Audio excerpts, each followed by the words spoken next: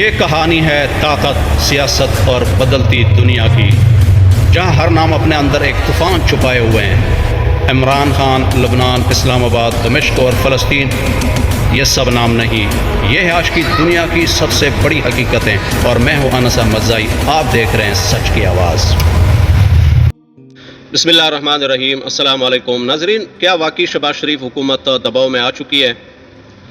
اور کیا آزاد کشمیر میں احتجاج ایک نئے سیاسی موڑ کی نشاندہی کر رہا ہے؟ اور کیا ایران اور امریکہ ایک بار پھر بڑے تصادم کی طرف بڑھ رہے ہیں؟ آج کی ویڈیو میں ہم 3 بڑی خبروں کا تفصیلی جائزہ لیں گے۔ پہلے بات کریں گے حکومت کے مستقبل اور سیاسی حالات کی، پھر چلیں گے آزاد کشمیر جہاں حالات تیزی سے بدل رہے ہیں، اور آخر میں دیکھیں گے کہ ایران اور امریکہ کے درمیان بڑھتی ہوئی کشیدگی کا خطے پر کیا اثر پڑ سکتا ہے۔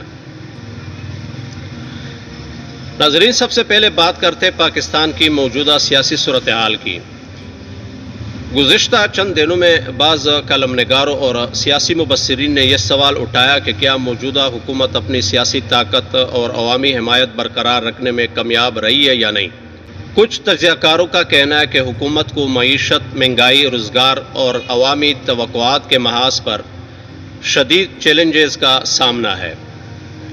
اگرچہ حکومتی حلقے معاشی استحکام اور بین الاقوامی تعلقات میں بہتری کی بات کرتے ہیں، لیکن عام شہری اب بھی مہنگائی، بجلی کے بلوں اور روزمرہ اخراجات کی بوجھ کی شکایت کرتے ہیں۔ تو دوستو، سوال یہ ہے کہ کیا صرف معاشی اعداد و شمار کافی ہے یا عوام کی عملی ریلیف بھی محسوس ہونا چاہیے؟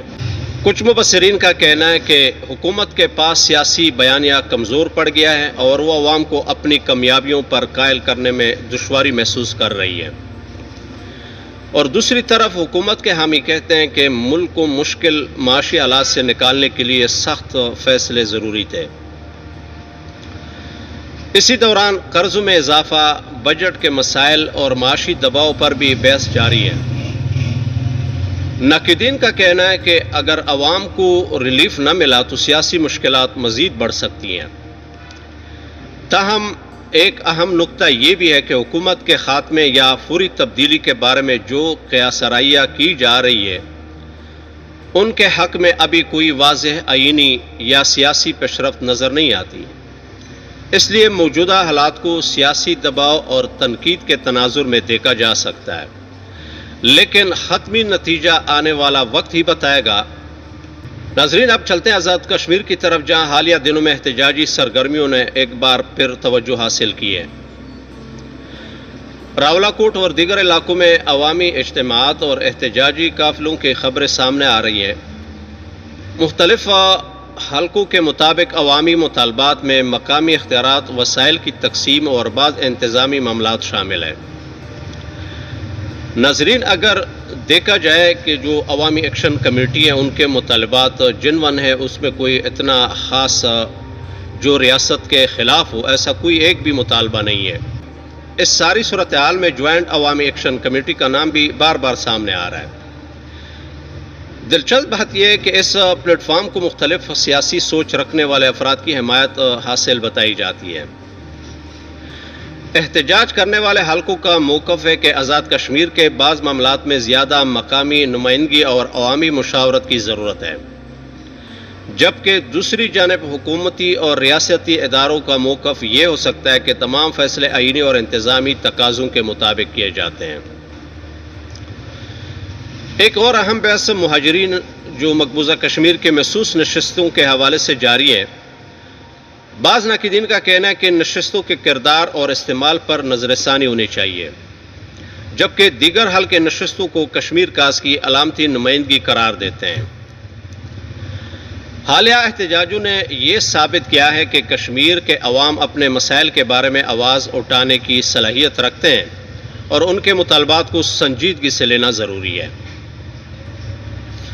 اب ناظرین، دیکھنا یہ ہوگا کہ آیا مذاکرات اور سیاسی مکالمے کے ذریعے کوئی قابل قبول حل نکلتا ہے یا حالات مزید کشیدہ ہوتے ہیں۔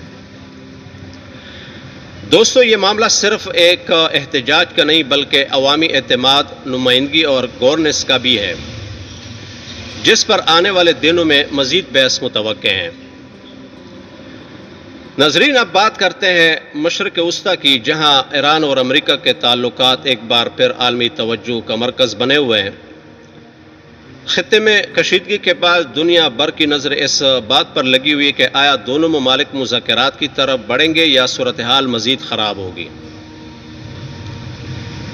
امریکہ اور ایران کے درمیان کئی برسوں سے جوہری پروگرام، پابندیوں اور علاقائی اثر رسوخ کے معاملات پر اختلافات تو موجود ہیں، اور وقتاً فوقتاً کشیدگی میں اضافہ بھی ہوتا رہا ہے اور مذاکرات کی کوشش بھی جاری رہی ہے۔ اگر خطے میں فوجی کارروائیاں یا جوابی حملے بڑھتے ہیں تو اس کے اثرات صرف ایران اور امریکہ تک محدود نہیں رہیں گے، بلکہ پورا مشرق وسطی عالمی معیشت اور تیل کی منڈیاں بھی متاثر ہو سکتی ہیں۔ پاکستان سمیت خطے کے دیگر ممالک بھی اس صورتحال کو گہری نظر سے دیکھ رہے ہیں، کیونکہ کسی بڑے تصادم کے نتیجے میں تجارتی راستے، توانائی کے سپلائی اور سفارتی توازن متاثر ہو سکتا ہے۔